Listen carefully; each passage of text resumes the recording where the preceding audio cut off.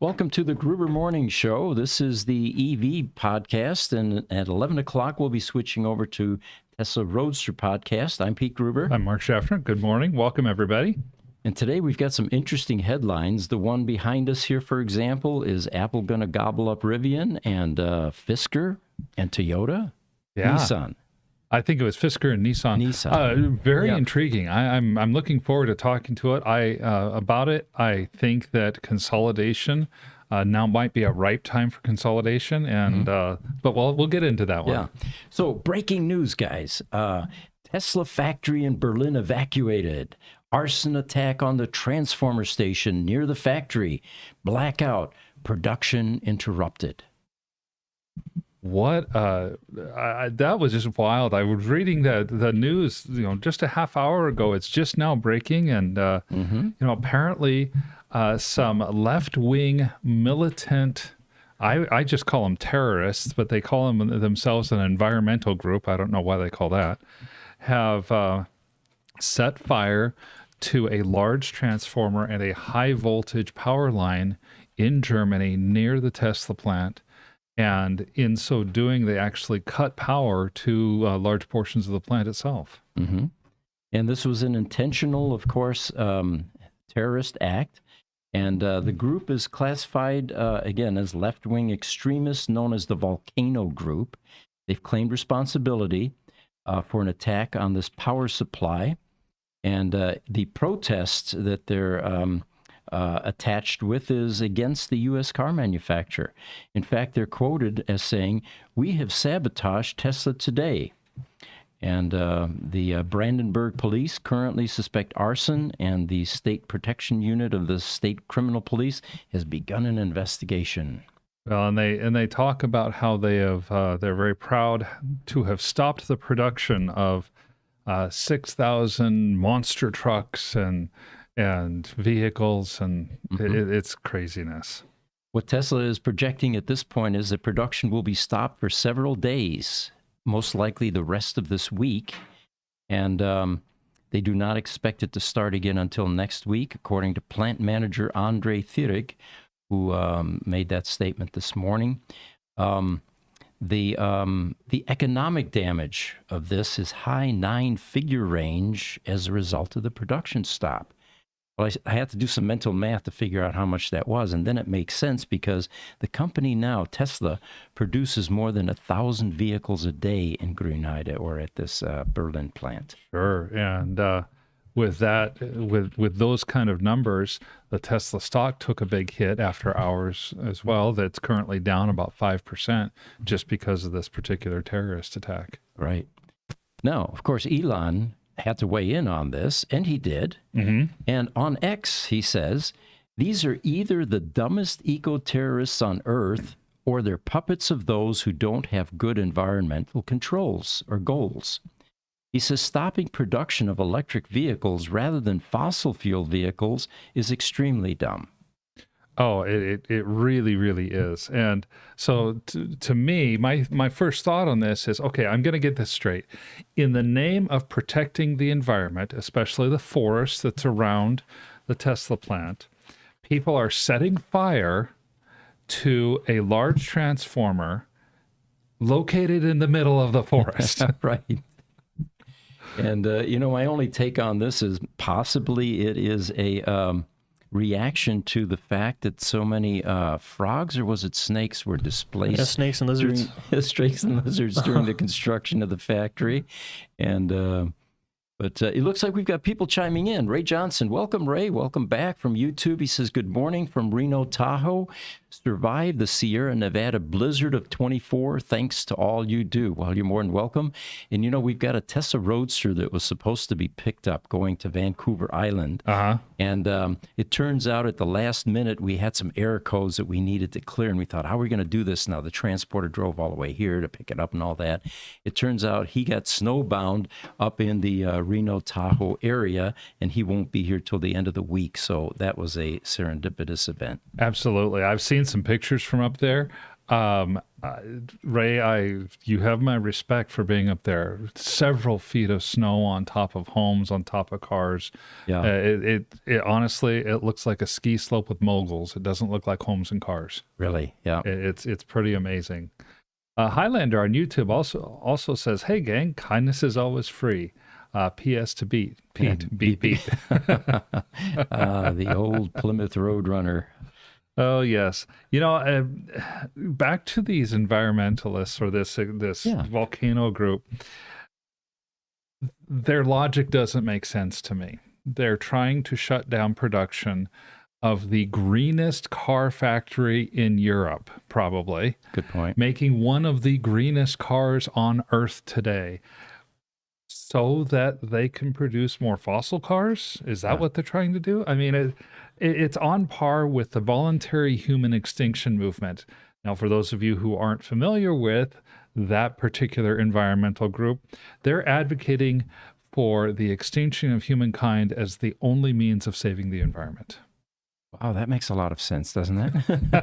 I guess the end result would be there, but how to get there is certainly a problem. Yeah. It's almost like what is the word? The cure is worse than the disease. Yeah, right. Exactly.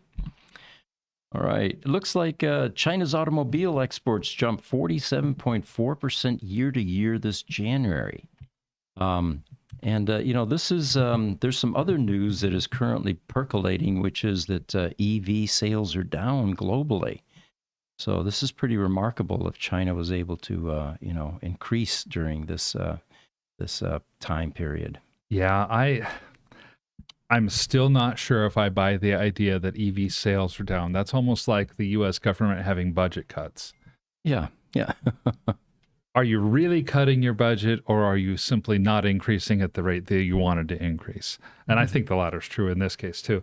I read something this last week about the politics of electric vehicles and going green. The Biden administration is all about green energy. Let's go green. Let's save the planet. Mm-hmm. And the GM is leading the charge. That's right. It seems like the Biden administration is all for going green, unless going green means buying from China. Yeah, good point. Mm-hmm. If you're buying from China, no, we're not doing that. We'll stay with fossil fuels, thank you. And the fact is, I get it. Chinese is making a bunch of cars. They're sending cars all over the world. They're increasing their influence all over the world by the fact that they can provide a low-cost, reasonable quality product. Mm-hmm. And people are buying it. BYD is now the biggest EV builder in the world, not Tesla. Okay. Why don't we just bring these Chinese cars in already? If we believe in a free marketplace, bring them in, let them disrupt the marketplace, and see what the open market says. Mm-hmm. If they're junk, people won't buy them. Right. If they do have reasonable quality, you're achieving your green energy goals. Mm-hmm. What's to lose? Yeah. And but I know that it's not the political thing to say. Yeah, a lot of politics involved in that. Yes, there's a lot of politics involved. But that's my thought on it, is that if we have a chance to get a $17,000 car that gets 180 miles of range as a city commuter, that's about what the Seagull would go for here in the United States after tariffs and extra import taxes, then let it come in, for goodness sakes. And at some point, I think it will. And then we reach that tipping point that we've all been waiting for, which is it's no longer economically attractive or feasible to buy an ICE car. Exactly. YouTube, Bernard Homan. Saludos de Toluca, Mexico. Greeting from Toluca, Mexico, of course. Yeah. Oh, welcome. Thanks for joining us. Yeah. I had a question, Mark, about that statement you guys just made about opening up China and maybe repealing some of the Trump era stuff and some of the Biden stuff on tariffs. How do you guys think that would affect the labor market here? If we're getting everything cheap from there, and would we still have companies like Tesla building factories here with U.S. workers? It has an impact. Yeah, there's no doubt about that.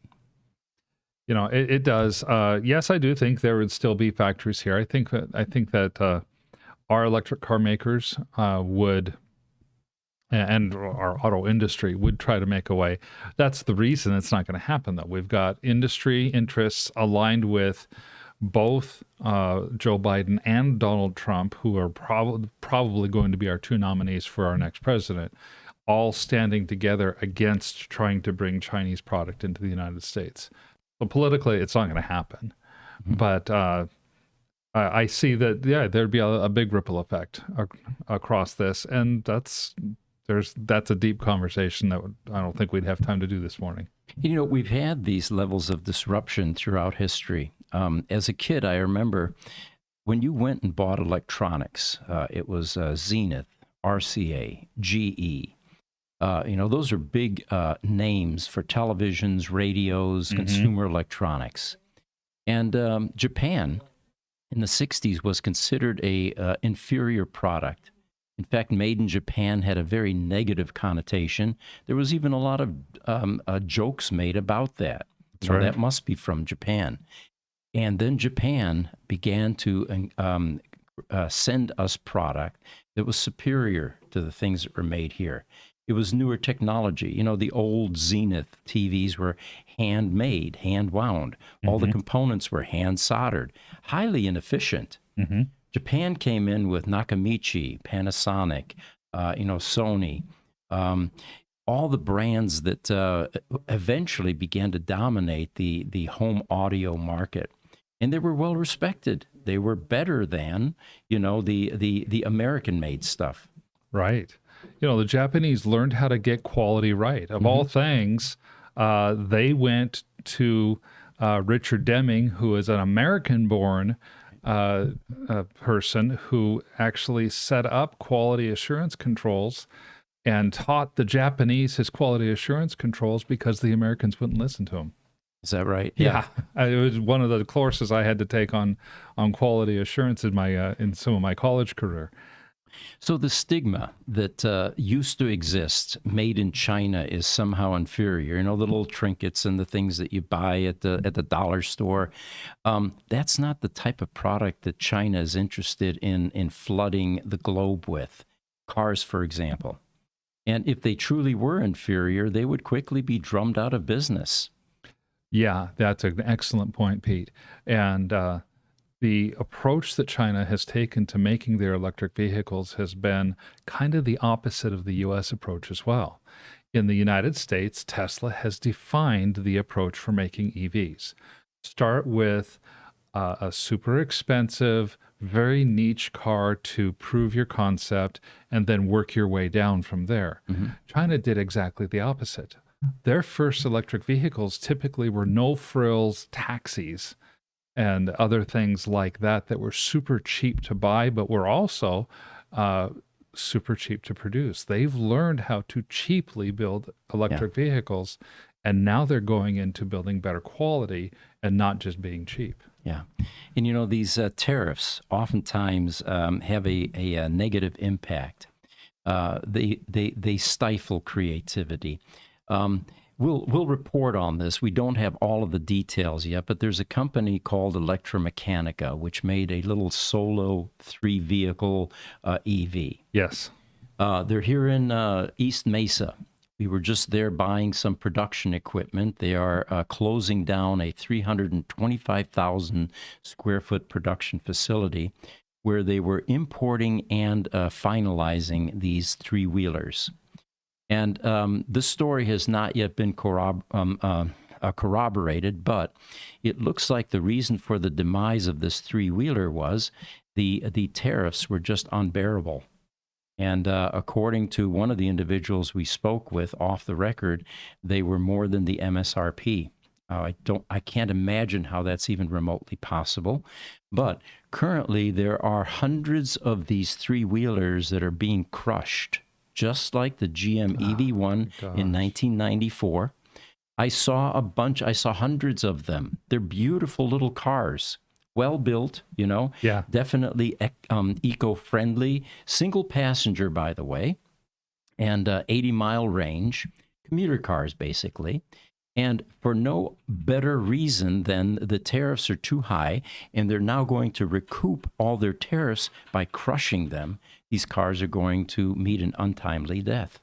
That's just so sad to hear, because I was excited to see what the Solo was going to look like. I had seen the Electromechanica would put their Solos in some of the malls and stuff around, so I've seen one live, and it was such an intriguing little car. I thought, wow, this is going to be something interesting to see on the road when it occurs. And it was a niche vehicle. It wasn't your, luxury Model S, EV, grocery getter, four-door sedan, hold the entire family. This was a commuter car, which is extraordinarily efficient if you think about it. I mean, what kind of distance do people drive to go to work and back? Right. Usually it's under 20 miles both ways. Yeah. And so that 80-mile range really would have had a huge impact on the environment rather than, carrying around a large four-door vehicle. And that's the kind of car that your young college crowd or somebody who's younger and is interested in this type of thing of being better for our environment, but they don't have money to afford anything. Those are the kind of cars that they're going to want to be able to buy. Well, stay tuned. We're still working on that video, and it's beginning to look like we've got a repeat of the 1994 debacle where GM retrieved all of the EV1s from customers, under 2,000, I think it was, would not let them purchase them, and crushed every single one of them. And the ultimate irony is Electromechanica is very close to the same spot that GM collected all of the EV1s and crushed them.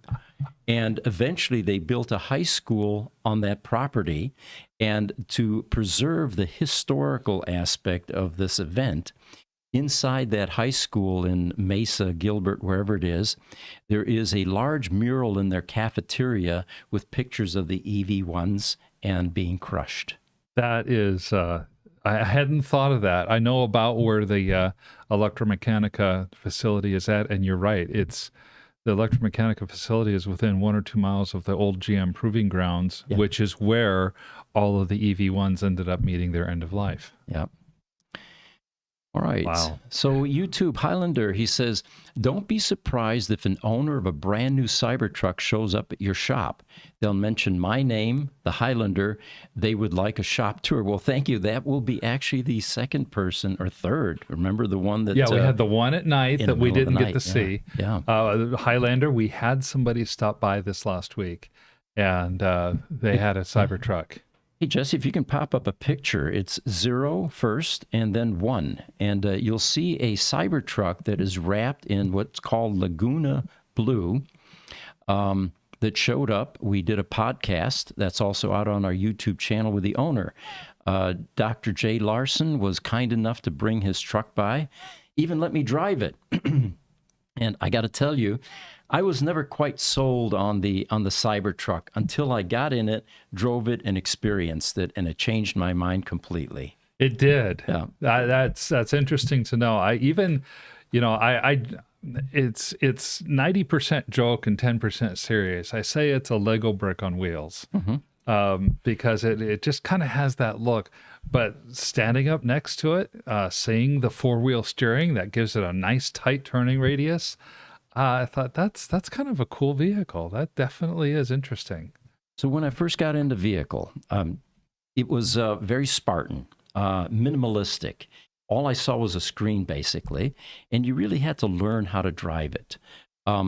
The park, reverse, neutral, and drive was a slider on the screen now. There was no more gear shift lever. There were no more buttons, It was no more stalks on the yoke steering wheel.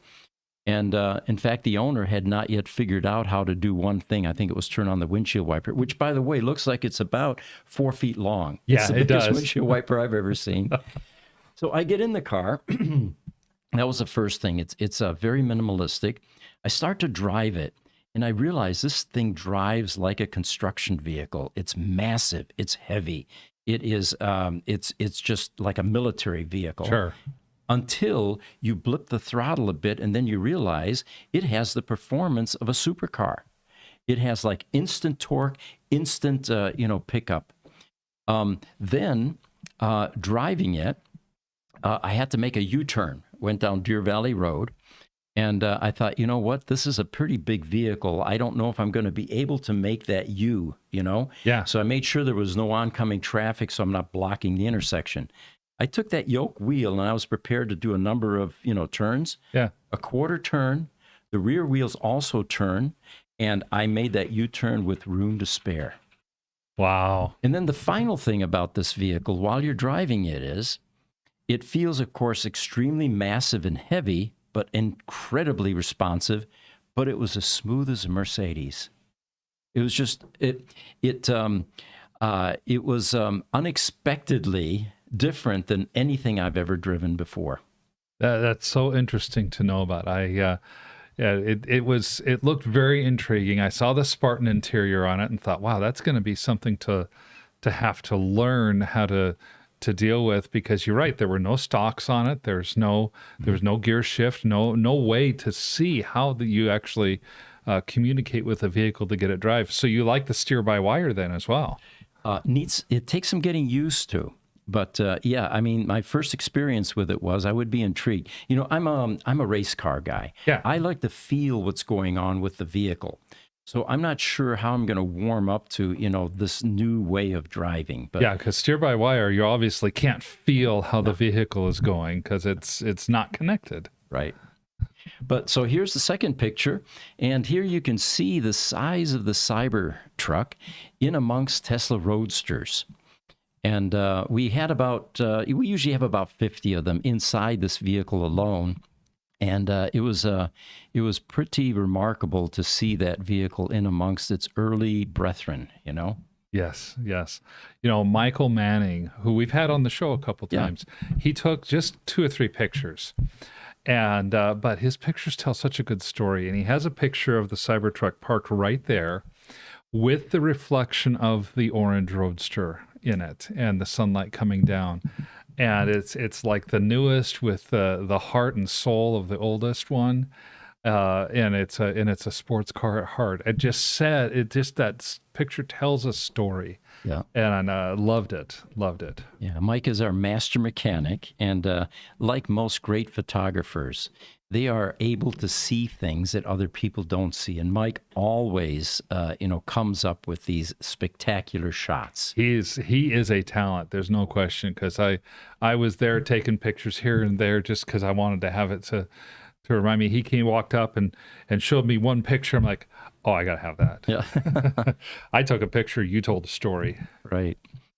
TikTok, CyberBeast says on BSJA mode with 60 rear, 40 front motor setting, it's lots of fun on the track. Really? Okay. Oh, very interesting. Cornering, oversteer, bump steer, those kinds of things would be interesting to take one of these things on the track. The other thing that I noticed is, in fact, the owner mentioned this. He says, I usually like to let the suspension expand all the way so it sits up high. But to get in it, it's much easier if you lower it. So with his key, he was able to lower it. You get in, and then you raise it back up, And I'll bet keeping the suspension high, you can see better out of the vehicle. Plus, the higher suspension will give you a little smoother ride. YouTube, Nolver53 says, I'm waiting for Sandy Munro to do a complete teardown of a Cybertruck. We all are, yeah.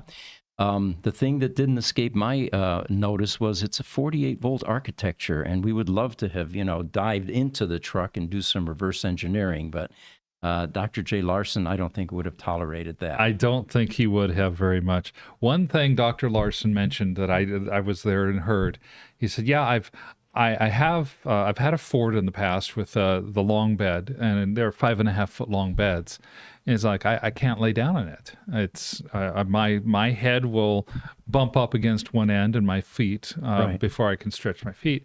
He said this is a full 6 foot bed. It doesn't look like it, but it really is. I can lay down head to foot from the top of the bed to the bottom and not have to drop the bumper or anything. Sure. And so it's a bigger bed than a lot of the pickups that are out there, and you don't really realize that. Sure.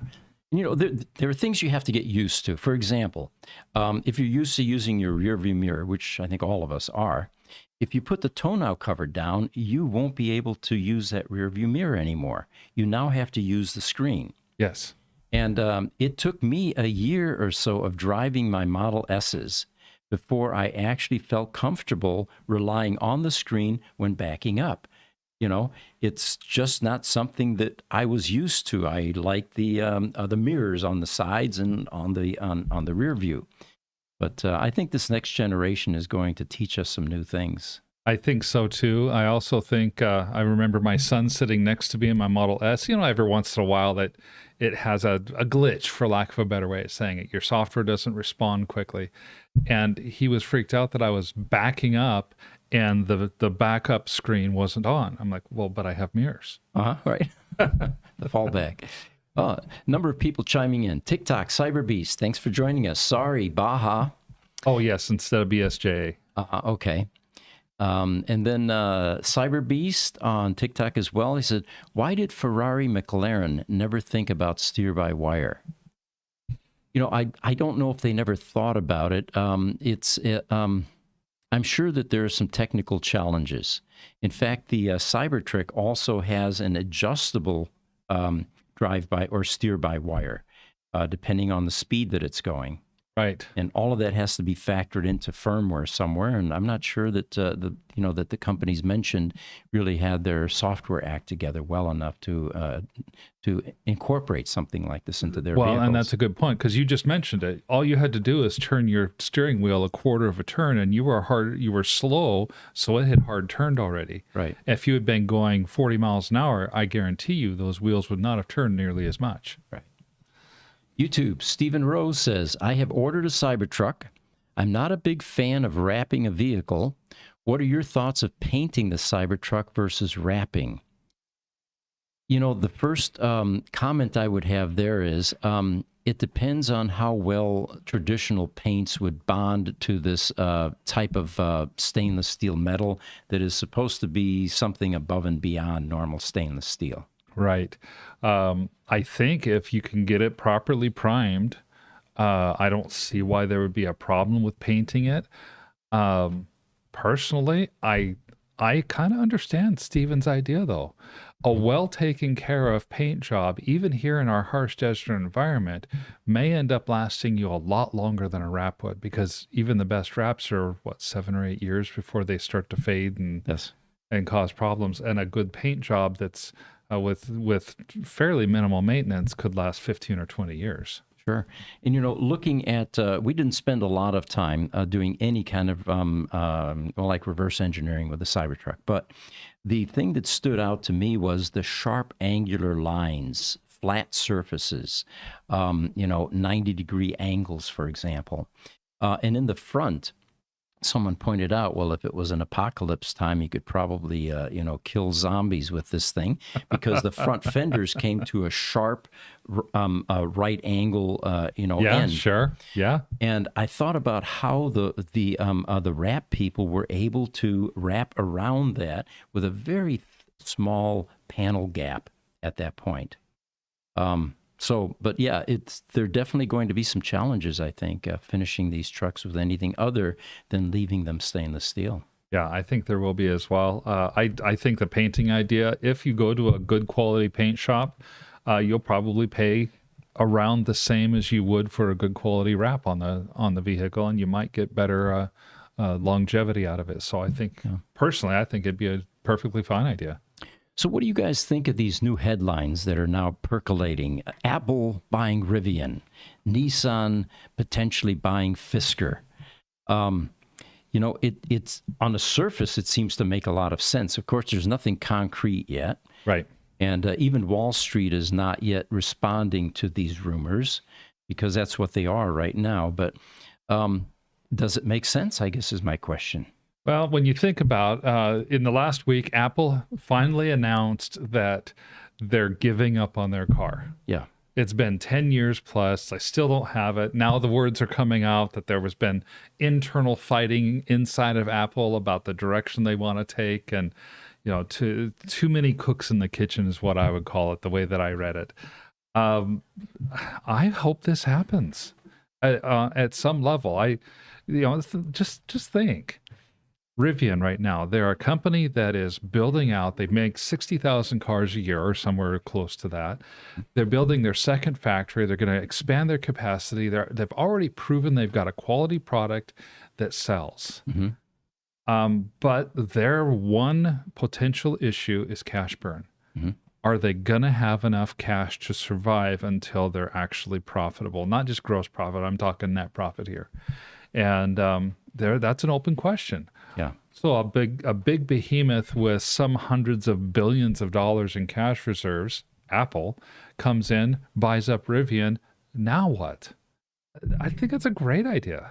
It's a good marriage. Yeah, I could see that. And unlike Lucid, which was basically a startup that was heavily funded by, as Elon put it, the Saudi sugar daddy. Yeah. Right? Is it possible that Apple becomes Rivian's sugar daddy, like you mentioned? Well, yeah, I think it could be. I mean, hey, we could call it Ripple. What was the market valuation that you guys just looked up between the Saudi PIF fund and Apple? Well, the PIF fund itself has almost $1 trillion in it, but what I was looking up was the economy of Saudi Arabia is valued at a little over $3 trillion, and the market cap for Apple is 2.63 trillion. All right, so there's one company that has that is almost equal to one of the richest countries on the planet. Yeah. So I could see this being a great marriage. Likewise, I could see Nissan and Fisker being a great marriage. Yeah. Nissan brings a wealth of automotive engineering and build experience to a company that desperately needs help with quality and build. Yeah, good point. In fact, they subcontract a lot of that. And of course, their strength, Fisker's strength, is design. Yeah. Aesthetics, that's Henrik. By the way, we have a video on Henrik Fisker, which is starting to do well on our YouTube channel. It's a short bio. It's worth watching. It definitely is. Henrik is he is as eccentric as Elon in his way. And I'm hoping for success for all of the EV startups. I always get sad when I hear one of them fails or is struggling terribly, and just because I believe in the whole concept so much, and I think that the time will come when we won't be able to build enough EVs for the demand. But you're right. I mean, getting back for a moment just to Apple. Apple badly needs a mature EV production process. Rivian has that, and they're very close to being profitable. Yeah. This could be a perfect marriage. Yeah, this could be a great thing. So I just that one even more than Fisker and Nissan. I hope that Rivian and Apple can happen at some point. I'll feed into that rumor gladly. YouTube, Nolver53 says, a Cybertruck made the news recently where a driver claimed the steer-by-wire system failed. It's technology. The old traditional method was a lot of mechanical stuff. You had U-joints, and it would be very difficult to break something like that. It was going to be reliable. But, electronic stuff, glitches, rodents chewing through wires, there's an elevated risk, I guess. Well, it all comes down to people's appetite for accepting change. It wasn't that many years ago that people would have said, why would I ever want to have a cable going back to my brake when all I have to do is pull on this handle?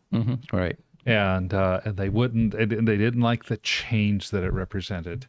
And this is another level of change. Now, we've gotten comfortable with the idea of these mechanical things, and that somebody in their garage can go in and look at it and fix it and update it and be fine. How do you update something that's literally run by an Ethernet cable? Yeah, steer-by-wire technology is not new. It had been adopted in the in the airplane industry some time ago, I understand. And of course, there you have an additional margin for error that is a bit different than a car on the ground. That's right. Things always get more interesting when you add a third dimension. And with airplanes, you've got left, right, forward, back, up, down. It's on three planes. It's on three planes. Instagram, Abdurrashid_110 says hello from Uzbekistan. By the way, thank you for joining us. We're always pleased to see people from all over the globe joining these podcasts.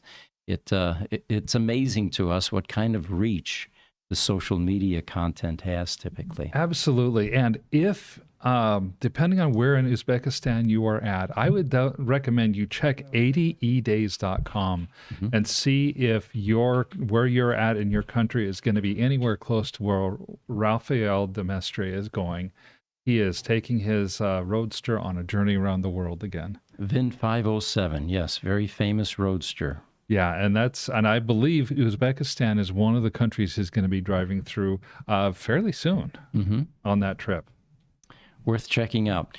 All right, we've got some pictures to throw up. Jesse, if you can throw up Diner 1. Tesla's continuing construction of its upcoming supercharger, diner, and drive-in theater project in Los Angeles, California. It's actually in Hollywood, but, Los Angeles is fine. And there is a picture that'll be popped up here shortly that shows the construction progress. It looks like a couple of the screens are under construction here. And the whole thing started actually not too long ago. It was September of last year. So they're making very good progress. It is West Hollywood site. It was originally going to be in Santa Monica.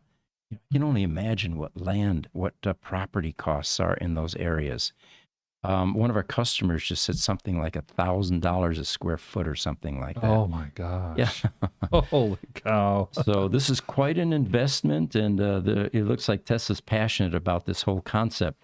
But this is a photo that was shown on Reddit last week, and it's on so located on the north side of the parking lot. There is where the superchargers are going to be.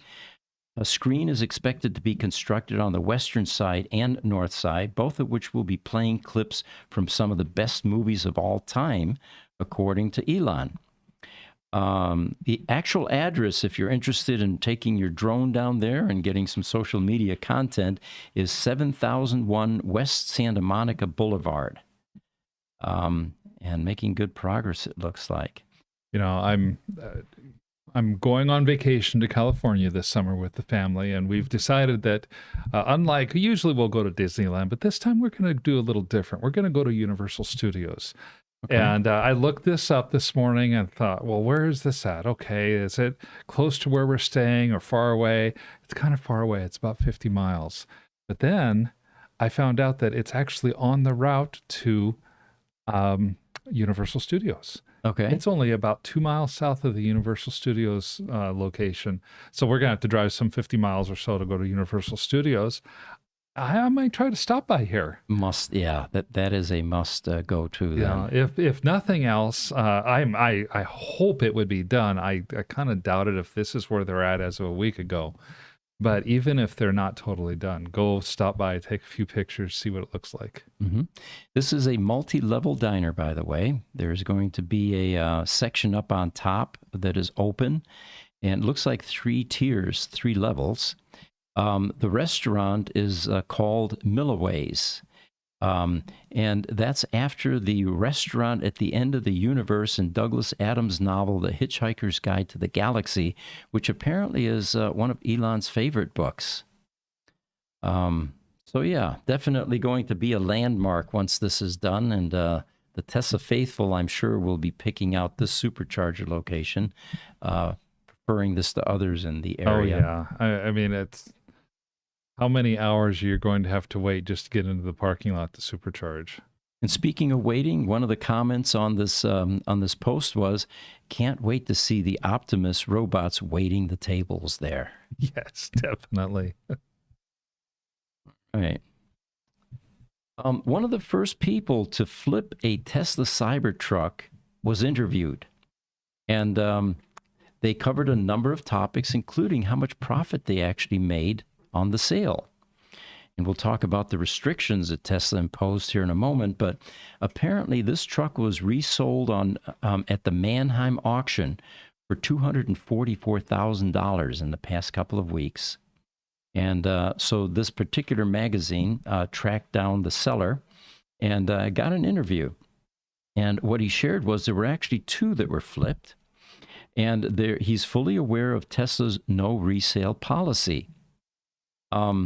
Apparently, there is a provision that is signed at the time that you take possession of your Cybertruck that there is a $50,000 penalty if you sell your Cybertruck within 1 year or less. Well, and actually, it's not just $50,000. If you read the fine print, it says it is the greater of $50,000 or the selling price. Okay. So, the Tesla really doesn't want you to sell this vehicle. I don't know. I think the enforceability of Tesla's agreement is suspect, personally. Well, that's what this article goes on to say, and of course, until it's tested in court, it's all conjecture. But yeah, the resale agreement may not be enforceable, although that's certainly Tesla's preference. One thing that would be enforceable is they won't sell you another Tesla. They won't sell you another Tesla, and as somebody pointed out, they might also disable any charging on that vehicle, which would make it more difficult to sell. It certainly would. How hard would it be for the person who sold that Cybertruck to simply keep that Cybertruck under their account on Tesla and let's say, okay, I'm buying a Cybertruck. I know I'm going to sell said Cybertruck. So I'm going to set up a separate Tesla account for that Cybertruck. Mm-hmm. And I'll have my own email for it and whatever else. And then when it's time to sell that Cybertruck, I'll simply give access to that account. I'll give them my custom email and password. Right. And now it's still my account. How do they know I sold it? So my other question is what really is Tesla concerned about? I mean, scalping is not highly desirable, but it's a common occurrence. Yeah. What's the downside to Tesla? From a manufacturer standpoint, if you're selling product or services, what difference does it make who's buying it and what they're doing after they buy it, unless it places some sort of risk on the manufacturer? Yeah, I think that's going to be the argument that original buyer is going to be able to make in court. Tesla, at the point that they give over ownership of that Cybertruck to the person who is the original owner, no longer has an interest in that truck. Mm-hmm. It doesn't really matter if that truck is sold. Tesla can still get all the repair revenue they would potentially get. They can still get all the charging revenue they would potentially be able to get. There is nothing that Tesla benefits from the truck not being sold. Right. And there's nothing that harms Tesla either. What about we know that it's a multiple year wait because of all of the pre-orders and everything. What if there are companies out there that are just pre-ordering a bunch of these so that they can put them on the lot to flip them? So there isn't actually, there's a false demand on Tesla to do mass production on these things at a level that they don't really have to meet in order to meet these, because there aren't as many people that actually want them. There aren't actually 2 million reservations. Like 150,000 of those are X number of dealerships trying to resell them, right? I think that's kind of what they're trying to avoid in this scenario. And that's a good point that you make, Jesse. The counterpoint to that is until somebody goes and sells the Tesla Cybertruck, the agreement that people have to sign can be assumed to be a legal agreement. As such, that's going to chill or help put down those types of efforts because it's going to scare people off. Now, eventually, either the Cybertruck is going to reach a year old, at which point, how do you tell if a Cybertruck has been owned a year or not? And there are going to be enough Cybertrucks out there that it just won't matter. Sure. So the agreement's going to become unenforceable anyway, eventually. Until it's tested in court, all you can do is presume. In the legal world, the term injury does prevail. You really have to demonstrate how is Tesla being injured by the movement of these vehicles after they've already realized revenue, anticipated revenue from the initial sale of that vehicle. Yeah. How does Tesla prove that they missed out on the sale of a second vehicle? We have 8 years of orders, 250,000 vehicles a year times 8 years is 2 million vehicles. We have 8 years worth of back orders. Now we have 7 years and 364 days and 23 hours and 59 minutes and 59 and a half seconds worth of demand. Mm-hmm. You know, that's not harm to Tesla. Yeah, we'd certainly love to hear from our audience what your thoughts are on this. And of course, there may be justifications that we're unaware of. So if Tesla's listening, we'd love to hear what the original reasons for this restriction Definitely was. would. All right. So Lucid is in the news a bit here, and they've set an ambitious goal of achieving an efficiency of 10 kilometers or 6.2 miles per kilowatt hour for electric cars. And this is according to Lucid's boss, Peter Rawlinson. This level of efficiency, he says, is the holy grail that will help EVs save the planet. Achieving this target, they say, would result in a car with a range of 300 kilometers or 186 miles using only a 30 kWh battery pack. It's a fascinating thing, and I did a few numbers on this to try to translate it, because those are nice round numbers that mean nothing to me. Mm-hmm. 10 kilometers, okay, well, that's little over 6 miles for a kilowatt hour. I drive an electric vehicle. My Tesla, as virtually all Tesla Model S's, does their mileage based on an ideal 300 watts per mile. And so I'm thinking, okay, well, what would this be? You know, this is 161 watts a mile. So it's only about a 40% improvement over what we get today with the Model S. Mm-hmm. In fact, my all-time best, I was going from visiting a relative in the Tucson area down to a charger, and I was up in the foothills, and then the charger was downtown. I hit that. Over 25 miles, I had 161 watts a mile for 25 miles. It's not overly ambitious. I think it's totally achievable. Mm-hmm. And so of course, you know, I'm a numbers guy.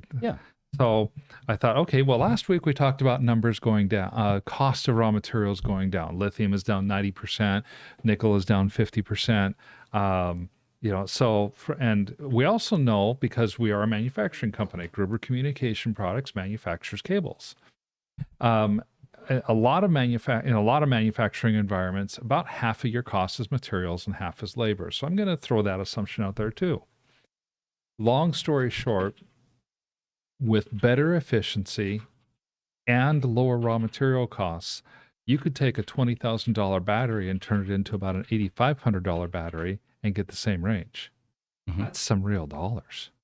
And that reduces, like you say, immediately the cost of the vehicles. Yeah, if your vehicle, batteries typically are somewhere between 25 and 40% of the cost of the vehicle. So let's split that in half and say it's a third.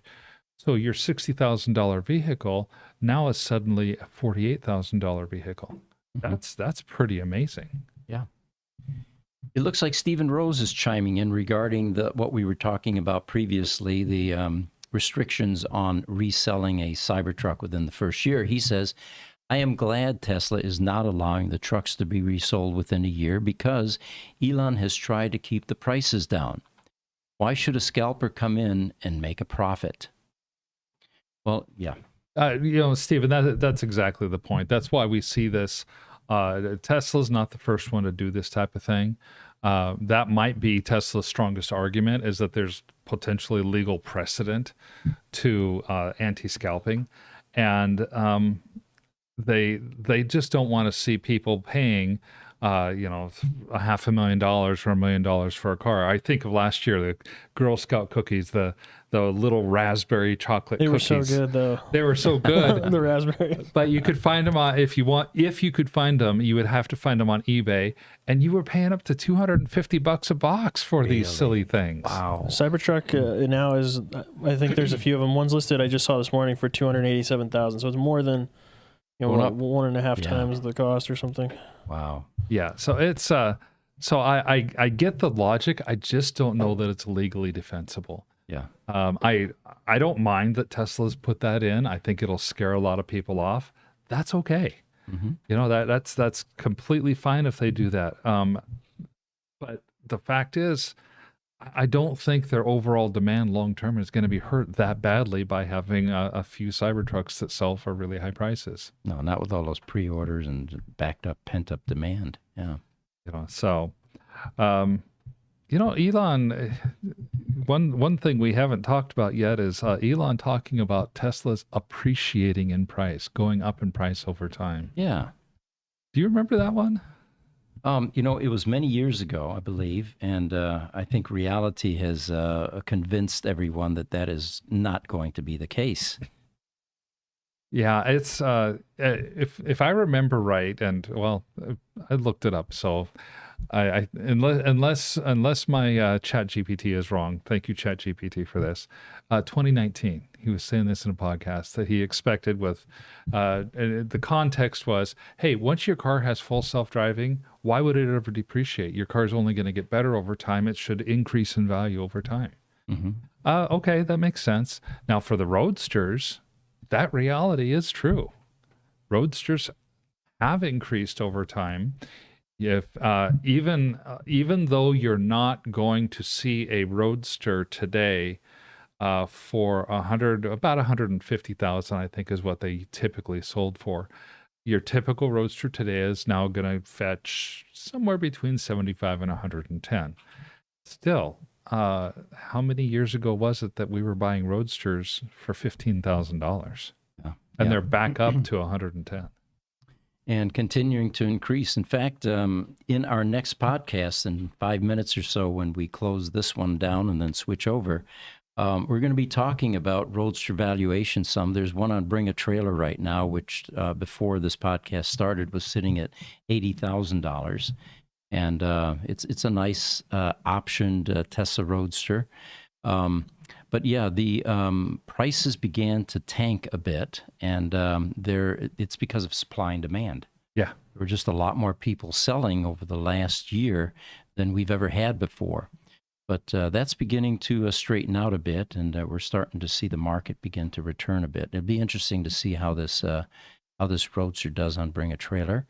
We also are going to be talking about the new Tesla Roadster and some amazing specifications that are now being touted. And we kind of suspected this was going to happen because the first announcement of the replacement Tesla Roadster, or Roadster number 2, was it's going to be a 1.9-second car, and everybody's jaw dropped. What I mean is 0 to 60 in 1.9 seconds. Well, today that's your average, Toyota Corolla. That's what it feels maybe like. Not yeah. that bad, but yeah, there's certainly cars that are exceeding that. Even Tesla's own lineup, the Plaid, for example. Well, there is a specification that's now being bantied about in 2015.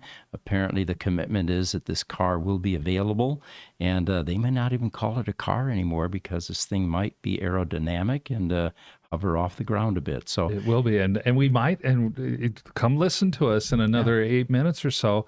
You're going to learn some dates too. I finally have some potential dates for us. Mm-hmm. On YouTube, CDN user says, I'm surprised that Tesla doesn't do a limited run of orders that are auction style. Just for the few that truly can't wait. Yeah, that would be, I'm sure there's a market. Well, there is a market there. What are we at? 244,000? Yeah. And 278 is the current asking.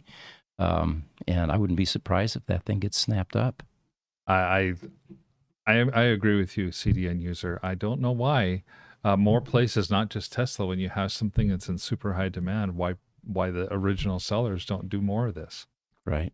We've got another picture, Jesse. It's called Cyber Hooligan. And there is I got to sneeze.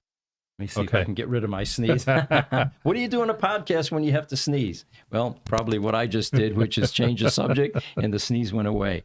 Cyber Hooligan is a EV aficionado that took a Tesla Model 3 and decided, I'd sure like to make this look and act more like a Lamborghini. So he initially began to put body parts onto a Model 3. And it was very crude, and no one really, it's difficult to see the end result. Well, this is what it is morphing into, and it is beginning to look like a supercar. That's a great looking car. I remember seeing when he was on our podcast, we saw some very early pictures of this and watching the YouTube of him trying to pull that thing off the trailer because it was a crashed Model 3 that had been totaled.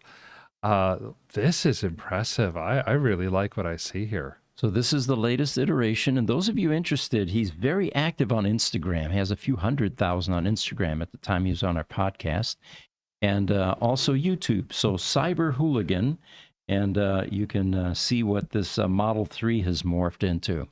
Well, I think that's about it for us, Pete. We've got our new podcast coming in about 5 minutes, and looking forward to seeing what goes on with the Roadsters. Thank you for joining us. We'll be live again here in 5 minutes on YouTube under the Tesla Roadster channel.